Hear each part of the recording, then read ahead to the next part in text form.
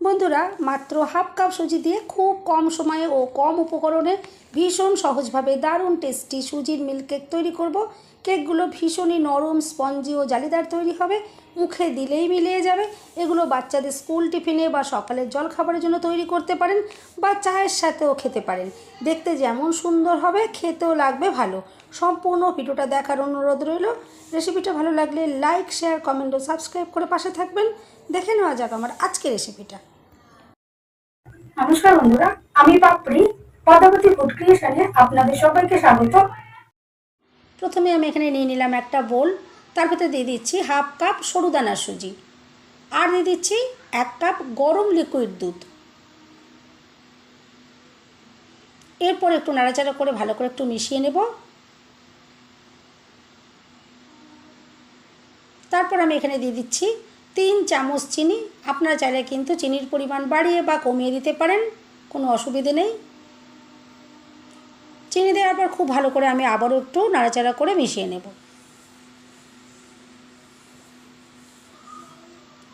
এরপর আমি চাপা দিয়ে এটা রেখে দেবো রেস্টে 15 মিনিটের জন্য। যেহেতু সুজির তৈরি কেক, একটু রেস্টে রাখলে কেকগুলো কিন্তু বেশি ভালো তৈরি হবে।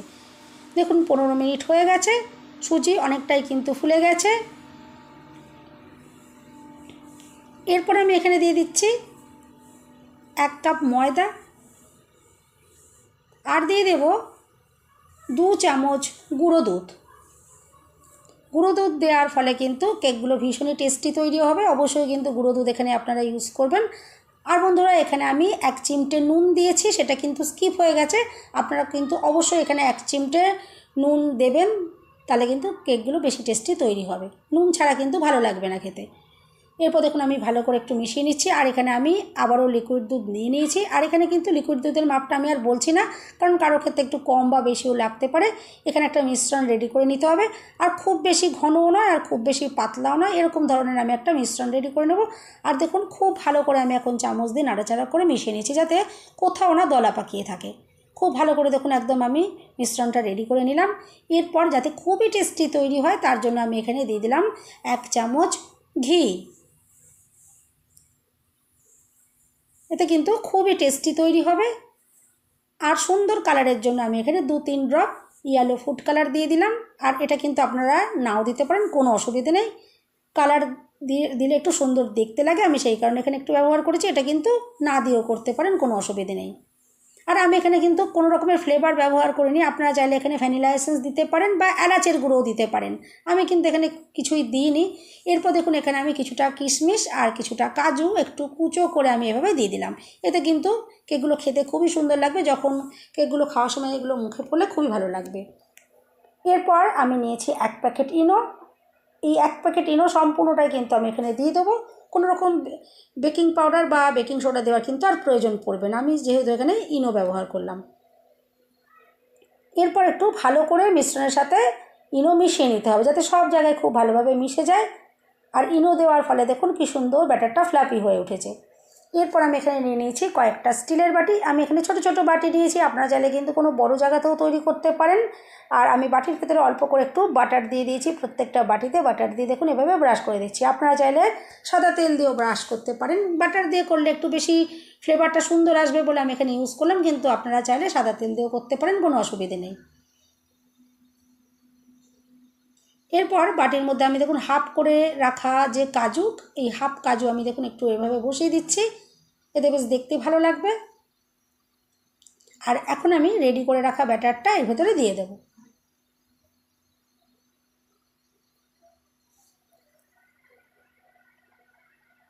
আর বাটিতে অল্প একটু জায়গা আমি ফাঁক রাখবো, কারণ যখন কেকগুলো রেডি হয়ে যাবে এগুলো ফুলে কিন্তু বেশ অনেকটাই বড় হয়ে যাবে। ঠিক এভাবেই আমি বাটিগুলোকে রেডি করে নেব। বন্ধুরা, রেসিপিটা ভালো লাগলে একটা লাইক দিতে ভুলবেন না। চ্যানেলটা সাবস্ক্রাইব করে আমার পাশে থাকার অনুরোধ রইল। বেল বাটন ক্লিক করে রাখবেন, যাতে আমি যখন নতুন ভিডিও আপলোড করব সঙ্গে সঙ্গে নোটিফিকেশান সবার আগে আপনি পেয়ে যাবেন। আর আমি এখানে যতটা মিশ্রণ রেডি করেছিলাম, আমার এই মিশ্রণটা থেকে টোটাল 5টা কেক রেডি হয়েছে। দেখুন আমি এখানে 4টে বাটি রেডি করেছি, পরে কিন্তু আমি আরেকটা বাটি এখানে রেডি করে নেব। আর বাটিগুলো দেখুন একটু এভাবে একটু ট্যাপ করে দিতে হবে, যাতে ভেতরে এয়ারটা থাকলে বেরিয়ে যায়।